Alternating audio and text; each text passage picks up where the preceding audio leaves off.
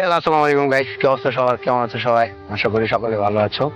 মায়ের দোয়া, বোনের দোয়া এবং তোমাদের সাপোর্ট এবং ভালোবাসায় আজকে কিন্তু আমার আরো একটা স্বপ্ন পূরণ হয়েছে। যদিও আমি নতুন কিনতে পারি নাই, সেকেন্ড হ্যান্ড মানে ইউজ কিনেছি। আমার অনেক দিনের একটা স্বপ্ন ছিল যে আমি নিজের একটা মোটর সাইকেল কিনবো এবং সেই মোটর সাইকেলটা হচ্ছে আমি চালানি শিখবো, রুল আমিনের সাথে নিয়ে চালাবো। তো আজকে কিন্তু আমাদের সেই স্বপ্নটা পূরণ হয়েছে এবং এইটার অবদান কিন্তু সবটুকু অবদান কিন্তু তোমাদের নিজের, মানে তোমরা যারা অডিয়েন্স আছো, তোমরা যারা সবসময় আমাদেরকে সাপোর্ট করো, আমাদের ভিডিও দেখো, আমাদের ভিডিও শেয়ার করো, লাইক করো, কমেন্ট করো, সবসময় ভিডিও ওয়াচ করো, তোমাদের ভালোবাসায় কিন্তু আজকে আমার এই স্বপ্নটা পূরণ হয়ে গেল। সো এই হলো সেই মোটরসাইকেল যা তোমরা দেখতে পাচ্ছ যে আমি কিন্তু রুহুল আমিনের সাথে নিয়ে তারপরে চালায় আসছি। মোটামুটি আমি চালাইতেও পারি ইনশাল্লাহ, ওরেও শিখাবো যখন এসএসসি পরীক্ষা দিবে, তারপরে ও চালাবে। তবে বাইকটা কিন্তু মানে পুরাতন, আমার মতন করে আমি কিছুটা মানে মডিফাই করার চেষ্টা করেছি বা মডিফাই করে নিয়েছি, যেটা তোমরা দেখতে পাচ্ছ। আর বাইকটা কিনেছি আমার একটা ফ্রেন্ডের কাছ থেকে, যদিও তারা ফুল পেমেন্ট করতে পারিনি, কারণ নতুন কেনার সামর্থ্য আমার নেই যে নতুন একটা বাইক কিনবো। এত টাকা আসলে আমার মিলানো আমার পক্ষে কখনোই সম্ভব না, কারণ আমি নিম্ন মধ্যবিত্ত ঘরের ফ্যামিলির সন্তান ছিলাম। সেখান থেকে তোমাদের সাপোর্ট ভালোবাসায় আজকে এত দূর, তাই সেকেন্ড হ্যান্ডই কিনেছি, কারণ নতুন কিনতে পারবো না। যদি কখনো কিনতে পারি অবশ্যই তোমাদের নতুন কিনলেও দেখাবো বা তোমাদের ওই স্টোরি গুলা তোমাদেরকে বলার চেষ্টা করবো।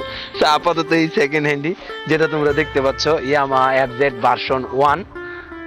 এই যে এখানে আমরা আমাদের নামটা লিখে দিয়েছি, এসআরবিডি গেমিং লোগোটা লাগাইছি আর কি, যে যাতে যারা দেখবে বুঝতে পারে যে এটা এসআরবিডি গেমিং এর।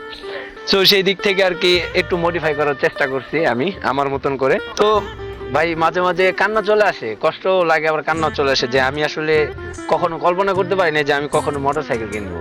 আমার এইটা আসলে কল্পনার বাইরে ছিল। প্রত্যেকটা ছেলের একটা স্বপ্ন থাকে, বাইকের স্বপ্ন নাই এমন কোনো ছেলে মানুষ নাই। যদি কেউ বলে যে আমার স্বপ্ন নাই, সেটাও লোক দেখানো মিথ্যা কথা বলবে, কারণ হয়তো সে নিম্ন মধ্যবিত্ত করে। সো আমি ওইরকম ছিলাম, আমি কখনো কাউরে বলি নাই, তবে এটা আমার মনে ছিল। কিন্তু আমার অনেক বড় একটা স্বপ্ন ছিল যে কোনো একদিন আমি মোটরসাইকেল কিনবো এবং নিজের টাকায় কিনে নিজে চালানি শিখবো। সো বন্ধু বান্ধব, ভাই ব্রাদার অনেকেরই মোটরসাইকেল ছিল, তাদের সাথে পিছনে ঘুরে হাঁটছি, চলছি, অনেক জায়গায় গেছি, কিন্তু কখনো স্টার্টিং এ বসি নাই। মানে আমার ইচ্ছাই ছিল আমি যদি কখনো নিজে একটা কিনতে পারি।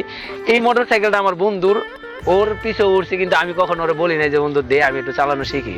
মানে যার কাছ থেকে নিছি আমার বন্ধু, ওরেও কখনো আমি কিন্তু বলি নাই।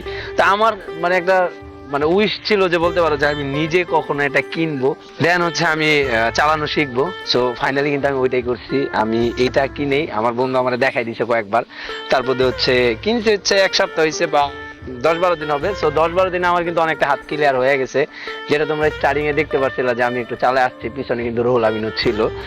তো এইটা দিয়ে চালানো শিখলাম। এখন দেখা যাক ভবিষ্যতে এটা কতদিন থাকে আর কি করতে পারি। আর তোমরা এটা দেখার পর কতটা খুশি হয়েছে অবশ্যই বলবা।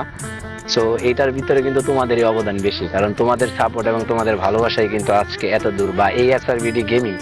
সেই ছোট্ট একটা দোকান থেকে বসে শুরু করেছিলাম, তো আলহামদুলিল্লাহ এখন কিন্তু অনেক ভালো আছি তোমাদের দোয়া, তোমাদের ভালোবাসা, তোমাদের সাপোর্টে। সো লাস্ট এই উইশটা ছিল, যেটা পূরণ হয়ে গেল।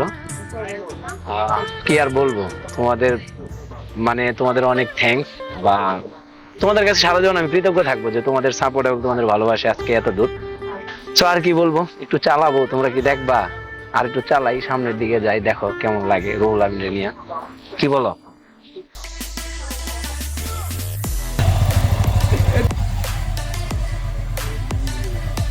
জি, এদিকে ঘুরো, এদিকে ঘুরো ঘুরো।